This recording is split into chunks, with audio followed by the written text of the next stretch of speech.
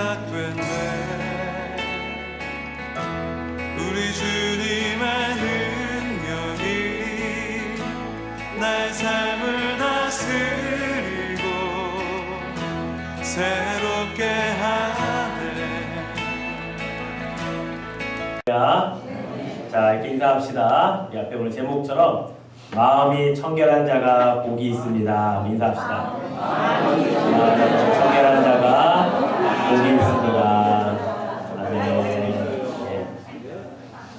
오늘 말씀을 통해서 마음이 청결하다고 하는 의미가 어떤 의미가 있는지를 깨달으시면 더 큰 복이 임할 줄로 믿습니다. 일제 강점기예요. 우리 대한민국 임시정부가 중국 땅에 세워졌습니다. 바로 이 대한민국 임시정부를 주도하고 그리고 광복 이후에는 남북한이 사실은 미국과 소련의 양 진영으로 이념들이 많이 갈라져 있을 때에 사실 남북이 갈라지는 것을 원치 않았던 그 누군가의 노력으로 인해서 하나가 되게 하려고 끝까지 애썼던 한 사람이 있었습니다. 바로 우리가 잘 알고 있는 백범 김구 선생님이죠. 이분은 자신의 자서전적인 그 일기를 남겼습니다. 우리가 잘 알고 있듯이 백범 일지라고 하는 일기를 남겼는데요. 이 일기 안에 소개되어져 있는 일화를, 어린 시절의 일화를 하나 소개해 드리려고 합니다. 이 김구 선생님은요, 어린 시절에 관상쟁이가 되기를 꿈꿨던 적이 있었다고 합니다. 어린 시절 김구는 인생에서 성공하는 길이 무엇일까 고민을 하다가 과거에 급제를 해야 출세할 수 있겠다 이렇게 정하고 과거 공부를 열심히 했었습니다. 그런데 그 당시에는 과거에 급제하는 것이 실력으로 되는 것만이 아니라 돈이 있어야 돈으로 매관매직을 하듯이 과거 급제도 그렇게 돈을 주고 합격하던 시대를 살았기 때문에 아무리 열심히 공부를 하고 아무리 시험을 잘 봐도 그에게는 늘 과거 급제라고 하는 것이 그에게는 남의 이야기가 되고 말았습니다. 그러다 어느 날 그날도 역시 과거 시험에 떨어진 채로 집에 돌아왔는데 그 떨어진 김구에게 아버지께서 농담 반 진담 반으로 이런 얘기를 하셨습니다. 관상쟁이가 되면 생계는 걱정 없이 살아갈 수 있을지 모르는데 이런 얘기를 아버지가 김구에게 한 것입니다. 이 말에 이 김구는 기가 솔깃해가지고 즉시 가서 관상학 책을 한 권 사게 되죠. 그리고 그 책을 열심히 공부를 합니다. 그래서 관상을 어느 정도 볼 수 있는 실력이 딱 되었을 때에 그가 가장 먼저 누구의 관상을 봤을까요? 예, 자기의 관상을 본 겁니다. 과연 내 얼굴은 관상학적으로 봤을 때에 어떤 관상인가 참 궁금했죠. 그래서 자기의 관상을 자기가 딱 책에서 배운 대로 이제 그 여러 가지 그 학문적인 것, 또 관상에서 이야기하는 것들을 종합해서 본 결과 어떤 관상이 나왔냐면 한 장 넘겨줘 보세요. 자기의 관상은 이런 관상이 나왔습니다. 천하의 불길하고 흉한 상. 이게 바로 자기의 관상이었습니다. 예, 열심히 공부해서 자기의 생긴 얼굴에 여러 가지 관상을 봤는데 자기는 천하의 불길하고 흉한 상으로 나온 겁니다. 그래서 야, 내 관상이 이런데 내가 누구 관상을 봐주랴 자포자기를 하고 말았죠. 안 되겠다. 이것도 안 되겠다. 그리고 관상마저도 관상쟁이마저도 포기하려고 했다고 하죠. 그러다가 이왕에 산 책 끝까지 읽어나 보자. 그래서 읽다가 이제 마지막을 읽는데 마지막 한 줄에 관상학적 마지막 줄에 어떤 글귀가 있었냐면 관상은 신상만 못하고 신상은 심상만 못하다. 이런 글귀가 있는 것이었습니다. 무슨 뜻이죠? 얼굴이 아무리 관상이 좋고 잘생겨도 몸이 튼튼하고 건강한 것만 못하고 아무리 몸이 건강하고 튼튼해도 마음이 깨끗하고 심성이 고운 것만 못하다. 이게 관상학 마지막 글귀에 있었다는 겁니다. 그래서 김구가 이것을 딱 읽고서는 그래, 내 관상은 천하의 불길하고 흉한 상이지만 이것보다 신성이, 몸이 이것보다 마음이, 심성이 중요하니까 오늘부터 나는 마음을 새롭게 하리라. 그래서 그가 마음 먹은 게 뭐냐면 그 어린 시절에 내가 이 나라와 이 민족을 위해 애국하리라 이 마음을 먹게 된 겁니다.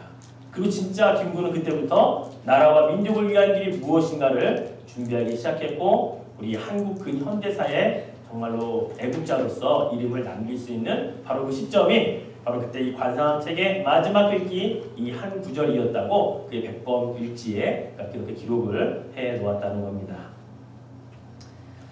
오늘 여러분과 함께 나눌 이야기도 바로 이 심상에 관한 겁니다. 마음에 관한 이야기예요. 예수님께서 오늘 우리에게 말씀하신 그 산상수훈 가운데 8가지 행복 가운데 6번째는 마음이 청결한 자가 복이 있다라는 이야기를 우리에게 해주십니다. 만약에 성경에 얼굴이 아름다운 자가 복이 있나니 라는 구절이 있었다면 아마 우리 기독교가 전해짐과 동시에 우리 한국은 성형하는 수술이 지금보다 훨씬 더 일찍 발달했을 겁니다. 그리고 지금보다 훨씬 더 똑같이 생긴 사람들이 더 많았을 겁니다. 그렇죠? 다행히 성경에는 얼굴이 아름다운 자는 복이 있는 이런 글귀가 없어요. 그래서 우리는 마음이 청결한 자가 복이 있다는 말씀 때문에 우리의 마음을 청결하게 하려고 해야 된다는 거죠.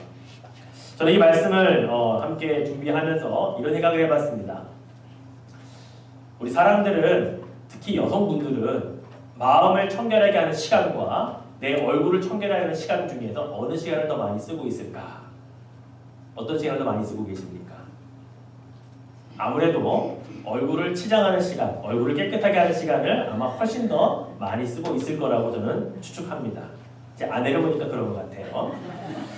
자, 여러분들은 얼굴을 깨끗하게 하는 것을 중요시 여기는데 과연 내 마음을 깨끗이 여기는 것은 얼마나 가치 있고 소중한 일로 여기시는지 한번 묻고 싶습니다. 정말 내 얼굴이 예뻐지고 또 얼굴에 잡티 같은 거 없애고 이런 것들을 위해서 좋은 화장품 또 좋은 재료 같은 거 사가지고 팩도 하고 바르기도 하실 텐데 그러면서 과연 내 마음에 끼어있는 잡티나 내 마음에 있는 다른 것들은 깨끗하게 하려는 마음을 먹고 있는가 한번 우리가 질문을 해보아야 한다는 것이죠. 예수님께서 마음이 청결한 자에게 주어지는 행복은 다른 것이 아니라 하나님을 보게 될 것이다 이렇게 이야기를 하셨습니다. 하나님을 보는 행복이 있다라고 말이죠. 자, 그럼 마음을 청결하게 한다는 말에 그 청결이라는 말이 진짜 어떤 의미가 있는지 한번 우리가 먼저 살펴보기를 원합니다. 자, 헬라어 언어를 보니까요, 이 청결이라고 하는 말은 카타로스라고 하는 헬라어를 쓰고 있습니다. 말 그대로 깨끗한, 청결한 이런 의미를 가지고 있는 헬라어예요. 이 단어의 원형은 카탈리조라고 하는 동사에서 왔습니다. 즉 깨끗하게 하다, 청결하게 하다라고 하는 의미이죠. 우리가 알고 있는 것과 크게 다르지가 않습니다. 자, 이 단어에서 파생된 영어 단어가 있어요. 무엇이냐면 카타르시스라고 하는 단어가 바로 이 청결하게 하는 카탈리조라고 하는 말에서 나온 영어 단어입니다. 카타르시스 우리가 많이 들어보기도 했는데요. 제가 정의를 한번 사전에서 찾아보니까 문학 쪽에서는 비극 속의 연민과 공포를 통해서 마음이 정화되고 쾌감을 느끼는 것을 카타르시스라고 한다. 또 심리학적으로는 자기가 직면한 고뇌의 따위를 밖으로 표출함으로써 강박관념을 해소시키는 일을 카타르시스라고 한다. 이렇게 정의를 내리고 있습니다. 자, 어쨌든 이 두 가지 정의를 다 종합해 보면 카타르시스는 우리 마음 안에 있는 어떠한 울분이나 다른 나쁜 감정들을 바깥으로 표출하여서 마음을 깨끗하게 하는 것, 깨끗해지는 것, 이것을 카타르시스라고 이야기를 하고요. 바로 이것이 원래 헬라어였던 카탈리조라고 하는 말에서 나왔다는 거죠. 여러분, 이 말은요, 다시 한번 생각을 해보면 우리가 청결하게 한다라고 하는 말은 첫 번째 상태가 청결하지 않았다라는 것을 전제합니다. 즉 무엇인가를 깨끗하게 하고 무엇인가를 청소한다고 하는 의미는요, 청소할 거리가 이전에 있었다는 이야기예요. 그렇죠? 즉 마음이 청결한 자라고 하는 말에는요, 마음이 일단 청결하지 못한 상태에서 청결하게 된 자는 이렇게 말을 하고 있다는 거죠. 예레미야 선지자가 우리의 마음이 본래 어떠했는지에 대해서 정확하게 성경에 기록을 해놓았습니다. 자, 우리 예레미야 17장 9절 말씀을 같이 한 목소리 읽어보죠. 만물보다 거짓되고 심히 부패한 것은 마음이라.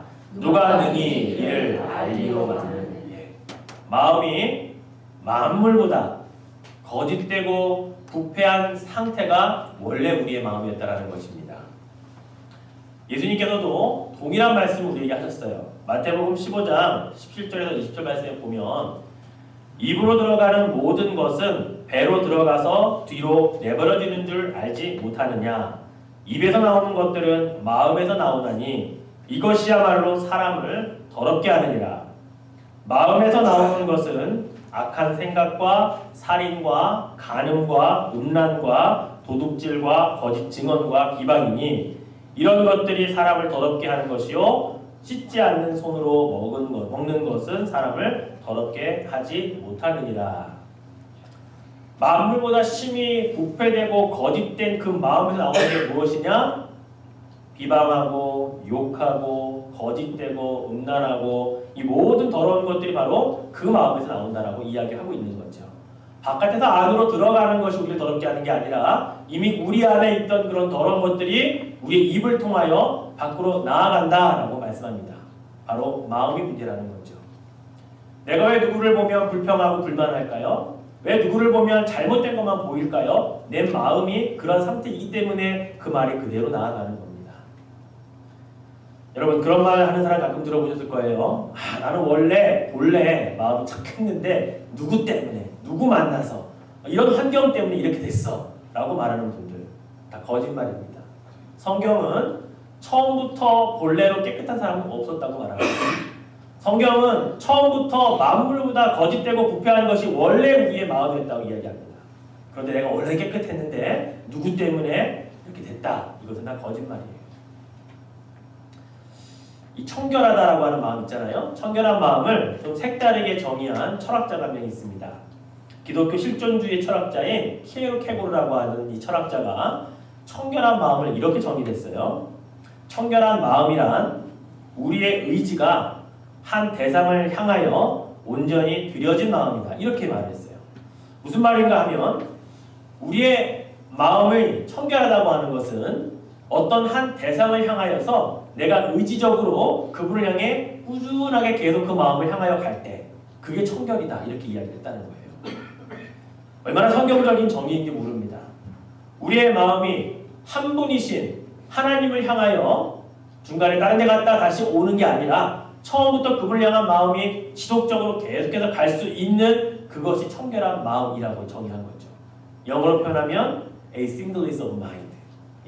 딱 그 한 곳을 향하여 계속해서 가는 그 마음, 이게 청결한 마음, 이렇게 정의를 내렸다는 겁니다.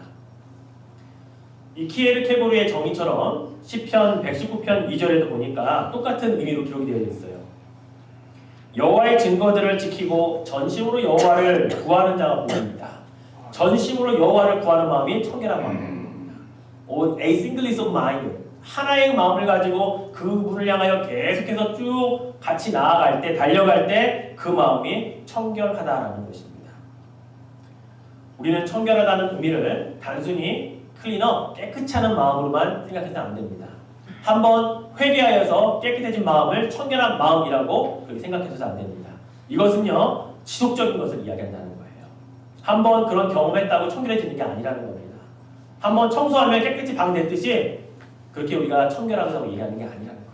늘 한 대상을 향하여 의지적으로 계속해서 그분을 향해 쭉쭉 나아갈 수 있도록 되어지는 그 상태가 마음이 청결한 자, 바로 그러한 자가 복이 있다. 예수님이 말씀을 하고 있는 것입니다.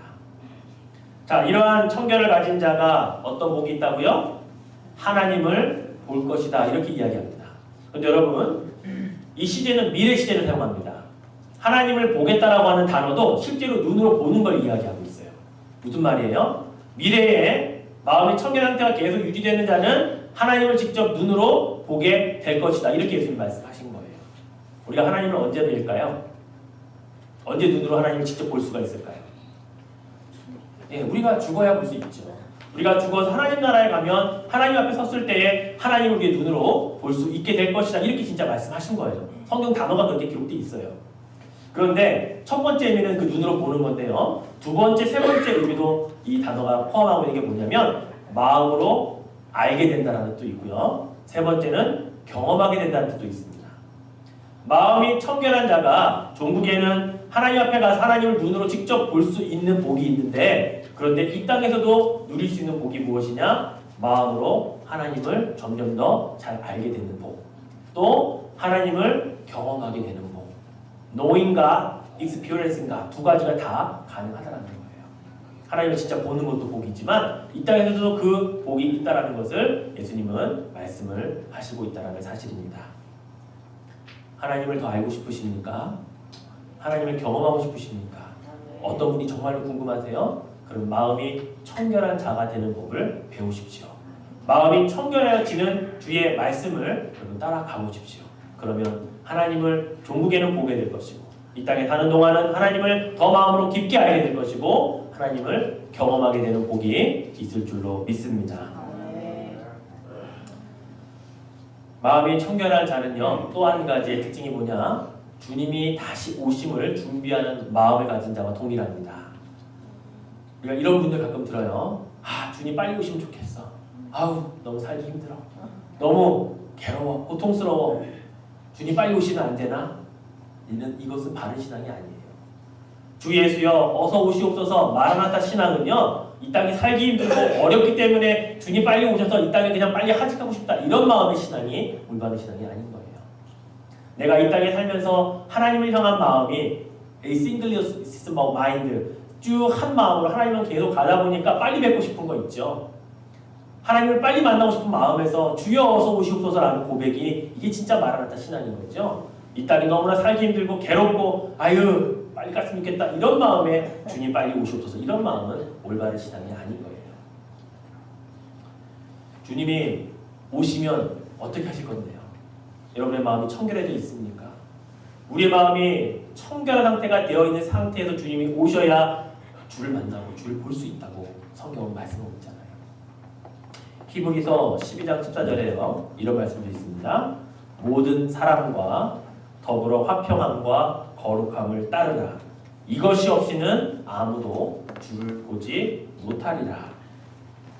모든 사람들과 화평함은 물론이거든요. 거룩함을 계속해서 따라가는 삶을 사는 자가 아니면 아무도 주를 볼 수가 없답니다. 주님가 오시라고 하면 뭐합니까? 주여 어서 오십소서 마라나타 외치면 뭐합니까? 주를 볼 수 없는 상태로 준비하고 있으면, 준비되어 있지 않으면 그러면 아무 의미가 없다는 거예요. 자, 거룩함을 따르라. 어떤 의미입니까? 마음이 청결한 상태로 준비가 되어 있어라, 이 말씀이거든요. 이것이 아니면 주를 아무도 보지 못할 것이다 라고 우리에게 말씀하고 있는 겁니다. 그만큼 마음의 청결은 우리 주님을 오실 때 뵐 수 있는 마음 상태인 것을 말하고요. 하나님을 종국에 볼 수 있는 근거가 되고 조건이 된다는 것을 우리가 마음에 깨달아야 한다는 것입니다. 바로 이러한 청결한 사람, 청결한 마음을 가진 사람이 하나님을 보는 축복이 있게 되는 거죠. 자, 그런데 문제는 어떻게 청결하냐는 겁니다.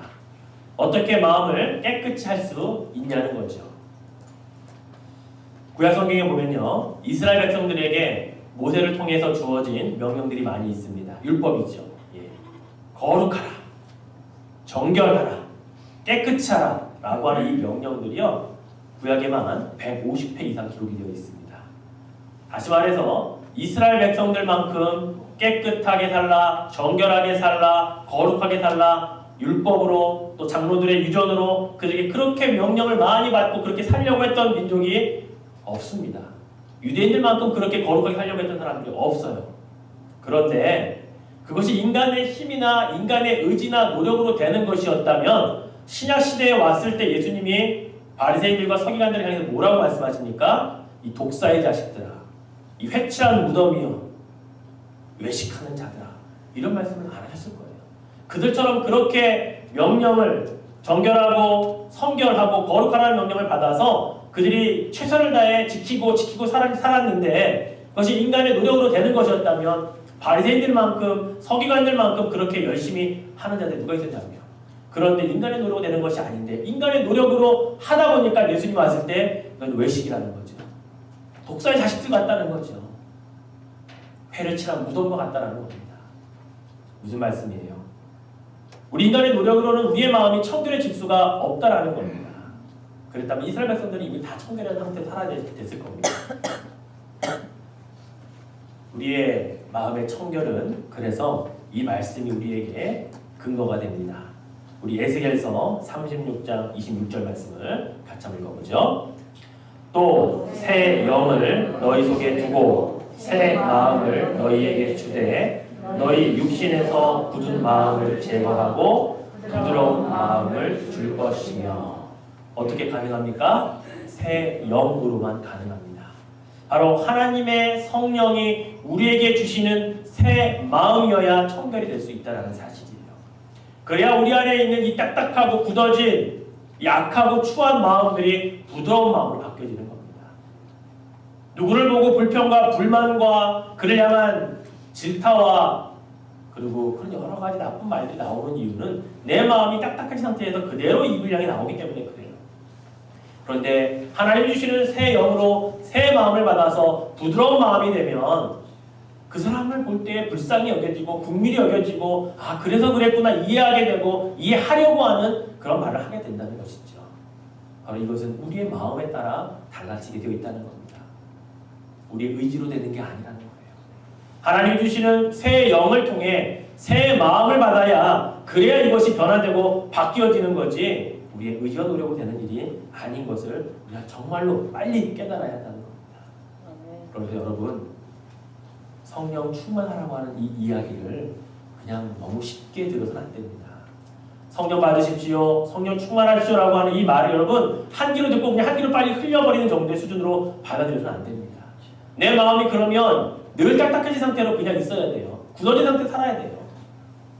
성령이 들어와서 내 마음을 갈지 않으면 굳어진 것을 깨지 않으면 그렇게 부드러워질 수가 없다는 사실을 여러분 아십시오. 그래서 성령을 구해야 됩니다.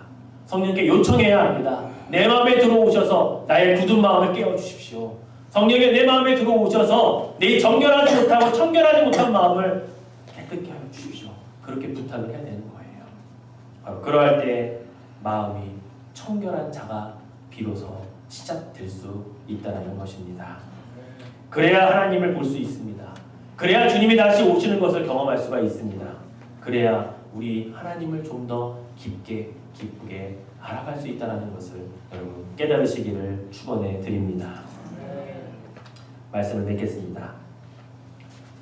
영국에요 아주 젊고 유능한 한 변호사가 있었습니다. 윌리엄 하우퍼라고 하는 변호사인데요. 얼마나 똑똑했는지 10대 때 변호사가 되었습니다. 굉장히 똑똑했죠. 아주 촉망받고 인정받고 많은 일들을 감당했던 그런 젊은 변호사였습니다. 어느 날 그가 영국의 국회의사당 앞에서 굉장히 중요한 일을 입증해야 하는 일을 그가 맡았습니다. 그래서 기자들을 불러놓고 이제 발표를 해야 되는데 이 일을 준비하면서 얼마나 많이 스트레스를 받고 또 얼마나 긴장하며 준비를 했는지 그가 그만 그 발표를 하다가 중간에 쓰러지고 말았습니다. 쓰러진 이후에 그는 정신 착란 증상을 일으키기 시작을 했고요. 그로부터 10년 동안을 정신병자로 살아야 했습니다. 10년 뒤에 그 10년의 과정 가운데 그를 사랑하는 많은 사람들이 기도를 했고요. 그에게 권면을 했고 그를 위해 얼마나도 많은 노력을 기울인 끝에 10년 만에 다시 정상인으로 돌아올 수 있었다고 합니다.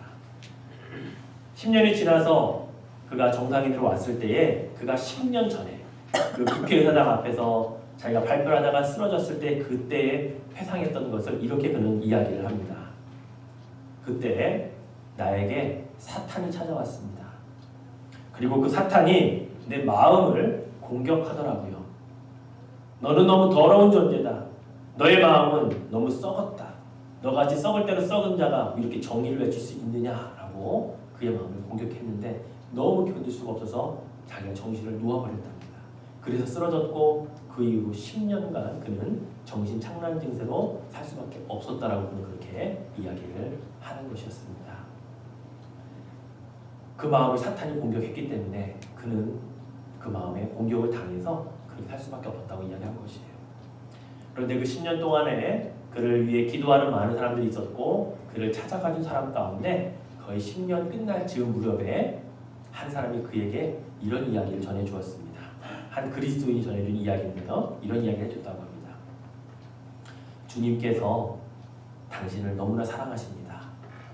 그리스도의 보혈만이 당신을 사탄의 공격과 정죄로부터 해방시키실 수 있습니다. 그러니 예수님을 좀 믿어보십시오. 예수님을 마음에 받아들이십시오. 그리스도의 보혈이 당신을 고치실 겁니다 라고 하는 말에 그가 믿고 싶어졌고 그대로 가고 싶었고, 그래서 그가 예수님 믿겠다고 고백하였을 때 그가 사탄의 공격으로부터 해방되어서 이렇게 정상이 되었다라고 그 나중에 간증을 했다는 거죠. 너무나 감사했습니다. 너무나 기뻤습니다.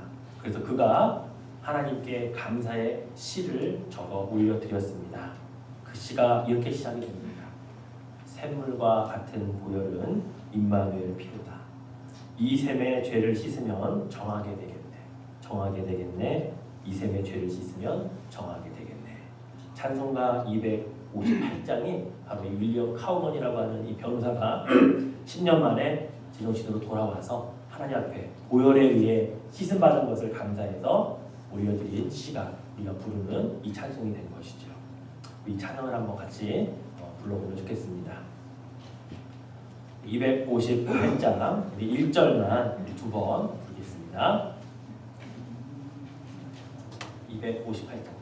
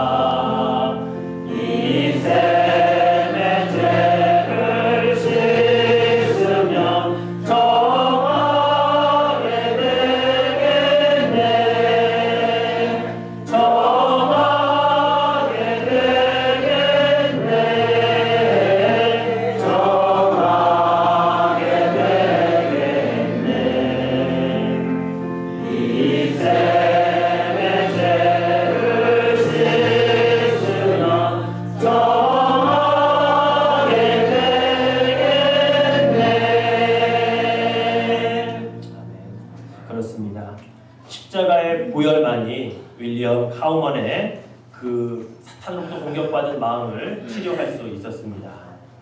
마찬가지입니다. 우리의 마음도 똑같습니다.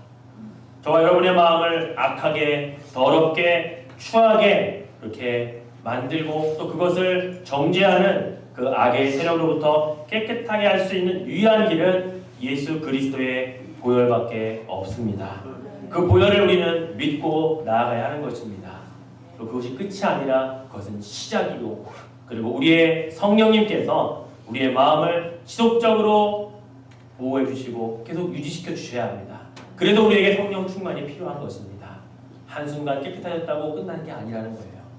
사랑하는 성도 여러분, 예수님께서 우리에게 마음이 청결한 자는 복이 있나니 라고 하는 그 말씀은 한번 깨끗해졌다고 복이 임한다는 말씀이 아닌 것을 기억하십시오. 오늘 깨끗해졌다고 내가 다 깨끗해진 것이 아니라는 것을 여러분 깨달으십시오. 날마다, 때마다, 시마다 우리의 마음 예수 그리스도의 보혈로 깨끗해져야 하고, 그리고 그것을 지켜지기 위해 성령을 통해 날마다 그렇게 나아가시는 여러분이 되실 수 있기를 주님의 이름으로 축원해 드리겠습니다. 우리 함께 기도하죠. 여러분, 하나님께서 여러분에게 오늘 말씀하여 주시는 이 마음이 청결한 상태가 무엇인지 깨달으십시오. 오늘 여러분의 마음을 한번 보십시오. 만물보다 거짓되고 심히 부패해져 있는 여러분의 그 진실을 한번 보십시오. 나는 누구보다 깨끗하다. 나는 누구보다 그래도 낫다. 주님이 보시는 기준이 아닙니다. 내 기준일 뿐입니다. 오늘 주님 앞에 기도하십시오. 주님이 더럽고 추악하고 악한 나의 마음을 예수님의 보혈로 깨끗이 깨끗게 하여 주십시오. 그리고 그 깨끗해진 마음을 계속해서 지켜갈 수 있도록 성령님이여 보호해 주십시오. 성령이여 도와여 주시옵시오. 함께 기도하겠습니다. 하나님 아버지, 오늘 우리는 마음이 청결한 자의 복을 듣습니다. 우리의 마음은 원래 깨끗하지도 않았고 더럽고 추악했고 마음을 보다 심히 거짓되고 부패했던 것이 우리의 마음인 것을 다시 한번 말씀을 통해 깨닫게 하시니 감사합니다. 이제 우리는 마음이 청결한 자가 되기를 원합니다. 이제 우리 안에 마음에 더러워지고 추악해져 있던 모든 것들을 벗어버리기를 원합니다. 그런데 주님의 보혈이 아니면 안 됩니다. 예수 그리스도께서 나를 위해 십자가에서 흘려주신 그 선혈이 아니면 안 됩니다. 그것을 믿고 오늘도 주님의 십자가의 보혈을 묵상하며 고백하며 주님을 구합니다. 나에게 그 십자가의 보혈로 깨끗게 하시는 은혜와 용서가 있게 하시옵소서. 내 마음을 정결케 하여 주시옵소서. 더럽고 추악하고 흉한 마음을 정결케 하사 내 마음에서 나오는 더럽고 추악한 말들을 제거하게 하여 주시고, 하나님 그 마음을 이제는 성령을 통하여 유지하게 하셔서 하나님을 볼 수 있을 그때까지 지켜 주시옵소서. 성령을 주셔서 내 안에 굳어진 마음을 부드러운 마음으로 새 마음을 주시는 하나님의 능력으로 하나님 살아갈 수 있도록 도와주시옵소서. 아버지 하나님 도와주시옵소서. 주님이 도와주시지 않으면 안 됩니다. 우리가 하나님을 볼 수 있기를 원하고 하나님을 더욱 알 수 있기를 원하고 경험할 수 있기를 원하고, 주여 우리의 마음에 예수 그리스도의 보혈을 부어주사 깨끗게 하여 주시옵소서.